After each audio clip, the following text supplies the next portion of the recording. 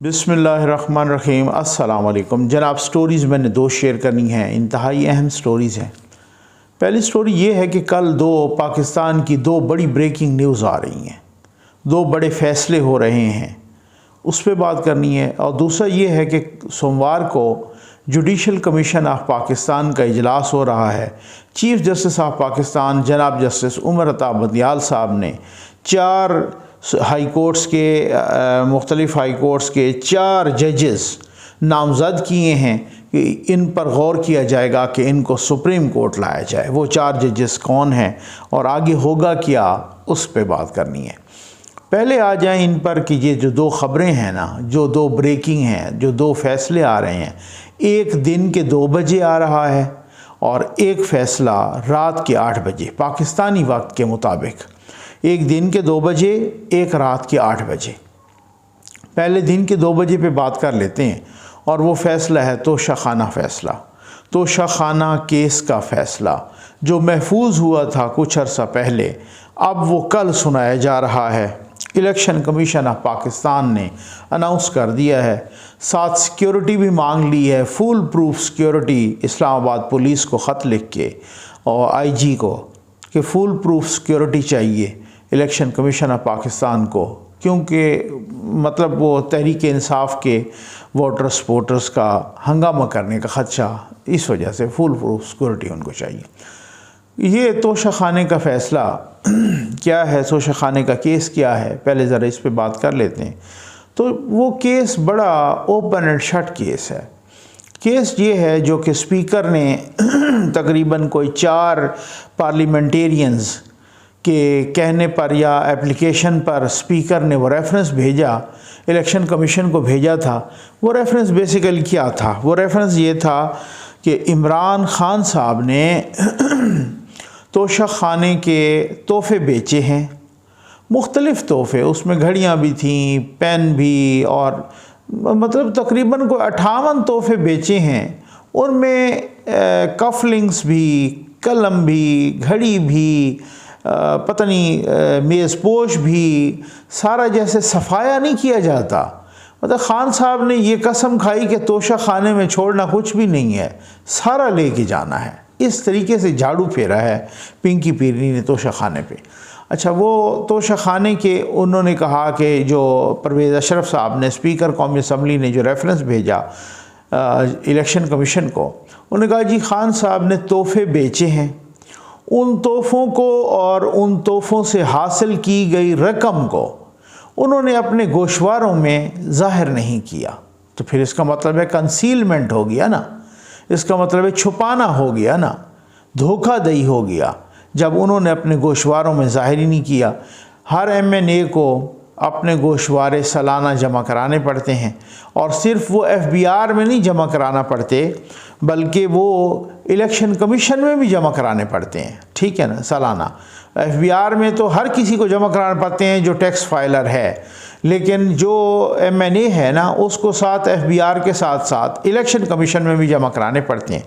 तो जो गोशवारे उन्होंने जमा करवाए, और ज़ाहिर है वो पब्लिक एंटिटी होता है, वो पब्लिक प्रॉपर्टी होती है, वो इंफॉर्मेशन, राइट ऑफ इंफॉर्मेशन के बाद तो वो बिल्कुल ही कोई भी बंदा जाके ले सकता है, उनको देख सकता है। आम तौर पे तो वेबसाइट पे भी डाल देते हैं, ठीक है ना, उनके एसिड्स भी, गोशवारे भी वगैरह। तो खान साहब ने अपने गोशवारों में वो ज़ाहिर नहीं किए वो तोहफ़े।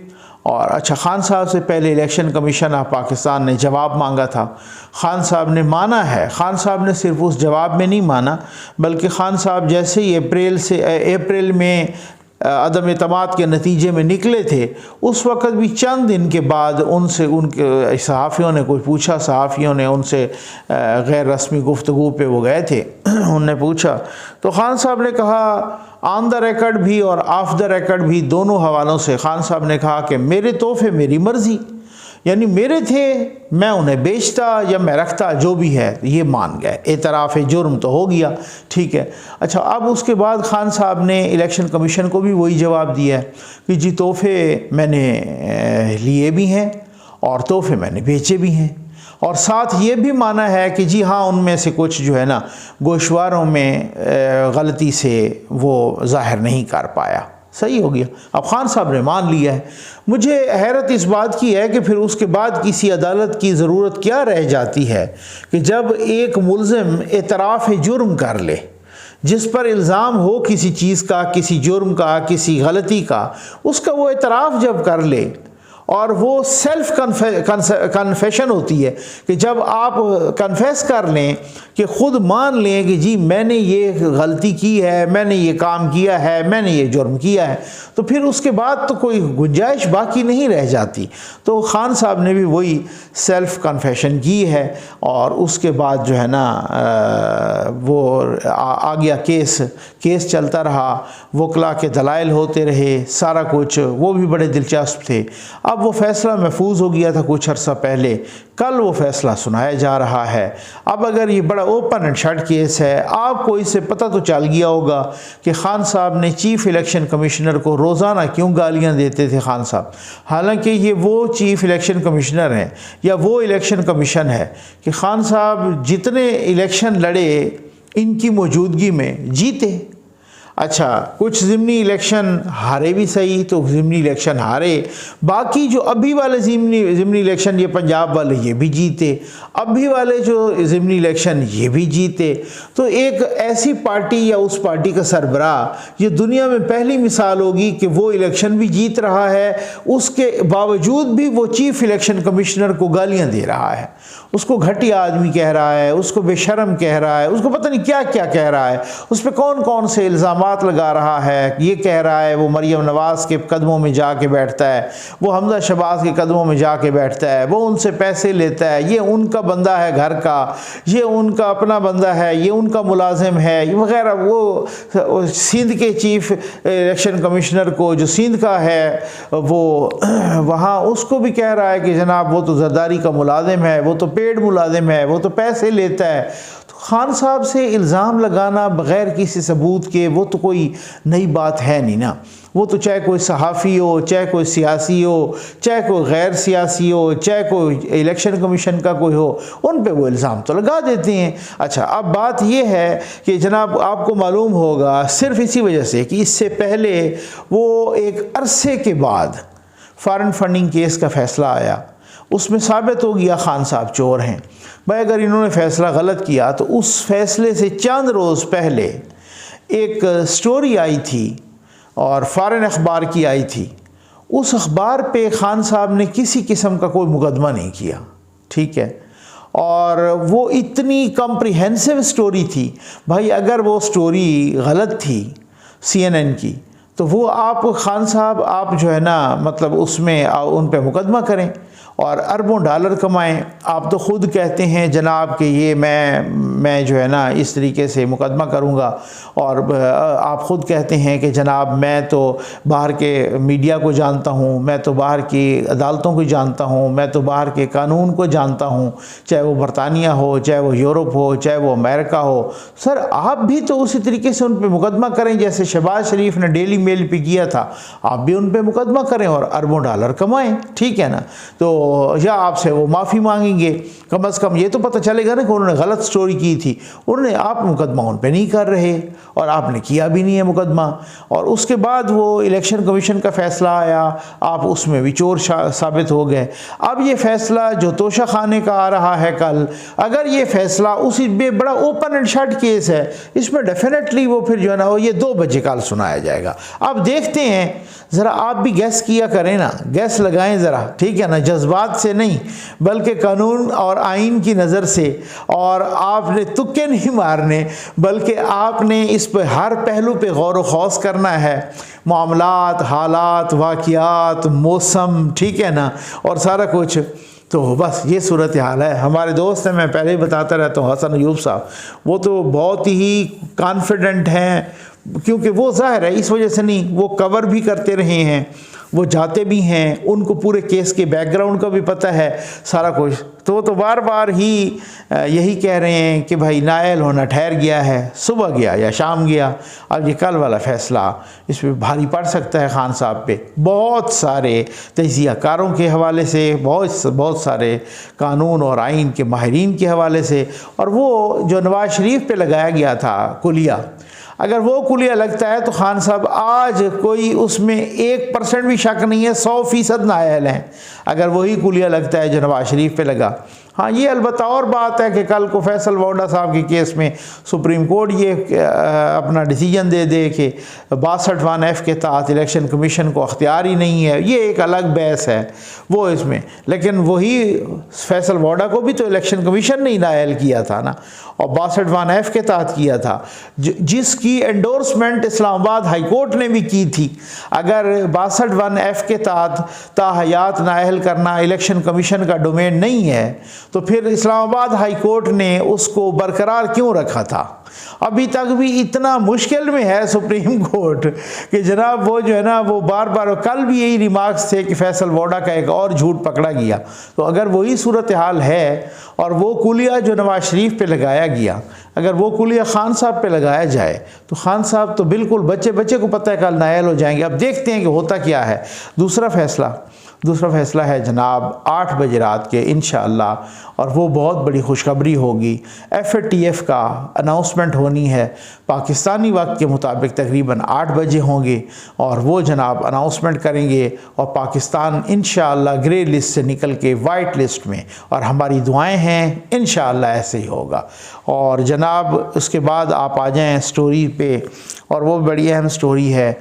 जुडिशल कमीशन ऑफ पाकिस्तान का इजलास 24 को हो रहा है, 24 अक्टूबर को सोमवार के दिन, पीर के दिन, और जनाब उसमें चीफ जस्टिस ऑफ पाकिस्तान ने 4 जजेस को नॉमिनेट किया है। इनको सुप्रीम कोर्ट में ले जाने के लिए गौर किया जाएगा, और वो हैं जनाब 4 जजेस। उनमें पहला नाम है chief justice Islamabad high court जनाब जस्टिस अतर मिनल्ला साहब।